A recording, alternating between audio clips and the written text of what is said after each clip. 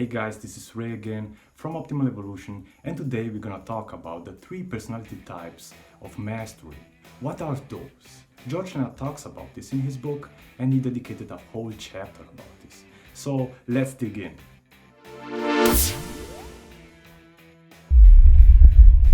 Before I start with the 3 personality types, let's learn more about George Leonard. Who was he? What did he do? How come he ended up writing this book?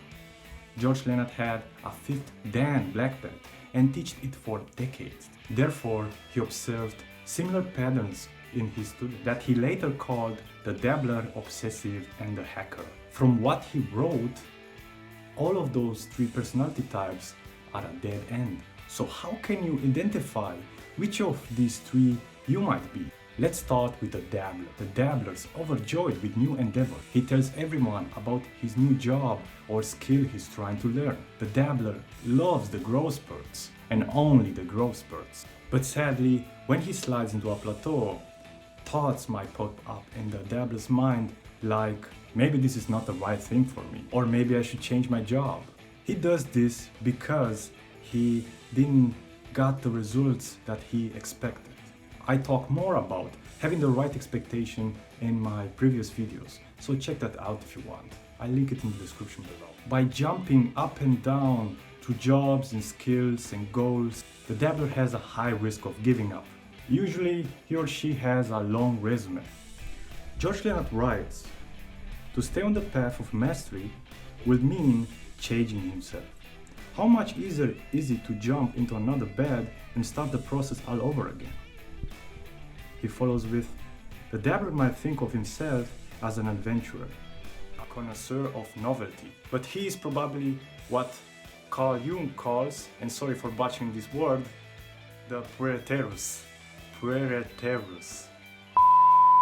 That means an eternal kid. Though partners change, he stays the same. The next one we got on the table is the Obsessive. The Obsessive calls himself a high achiever. He or she believes that results are what count and wants to get them fast. One thing that George writes, and I paraphrase it, if results are the only thing that counts, then practice, consistency, and love for the craft are not important in the Obsessive's mind. George Leonard adds, in fact, he wants to get the first stroke just right in the very first lesson. He stays after class talking to the instructor. He asks what books and tapes he can buy to help him make progress faster. He leans toward the teacher when he talks, and his energy is up front when he walks. To put it simply, the Obsessive lives for the upward surge. He starts out by making some robust progress.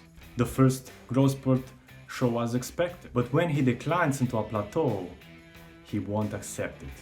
Therefore, he redoubles his energy input until he faces a burnout. Here is a quote from Mastery that goes like this.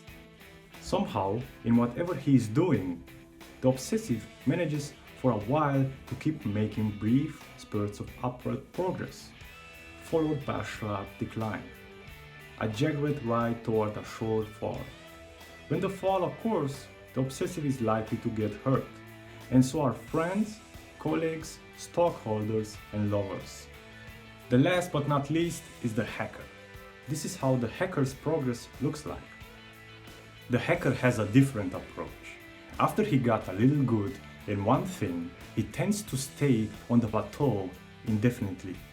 George Leonard says this about the Hacker. He's the physician or teacher who doesn't bother to go to the professional meeting. The tennis player who develops a solid forehand and figures he can make do with a racked backhand. At work, he does only enough to get by, leaves on time or early, takes every break, talks instead of doing his job, and wonders why he doesn't get promoted. The Hacker is a slacker. It is difficult to motivate a Hacker because he or she wants a cozy life with little to no strain. Once he passed a plateau, he might develop a superiority complex. And when someone tries to give him advice, he will just dismiss it. Therefore, he gets trapped in his own worldview. In my opinion, the hacker might be the most dangerous approach you can take in life. I can say it confidently because I was on that road. Thankfully, not anymore. Before we wrap this up, I got to tell you that a person has usually a combination of those three personality types. For me, it was the hacker and the dabbler predominant. So what was it for you guys? If you still are here watching, tell me in the comment section below which of these three personality types you might be. Maybe you have a combination of those, maybe you have one, or maybe you are a master. So please let me know. So what was it for you guys? Tell me in the...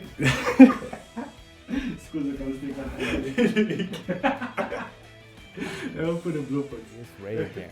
Thanks so much for watching this video. I want to make this outro short because I value your time. If you liked it and want to see more videos like this one, hit that like button below, leave your thoughts in the comment section and stay on track with optimal evolution. Because your evolution is our priority.